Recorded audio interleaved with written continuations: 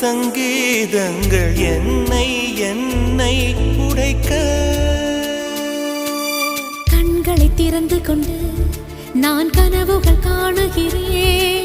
கண்களை மூடிக்கொண்டு நான் காட்சிகள் தேடுகிறேன். உன் பொன்விரல் தொடுகையிலே நான் பூவாய் மாறுகிறேன். பூமியில் நாம் வாழும் காலம் தோறும் உண்மையில் என் ஜீவன் உன்னை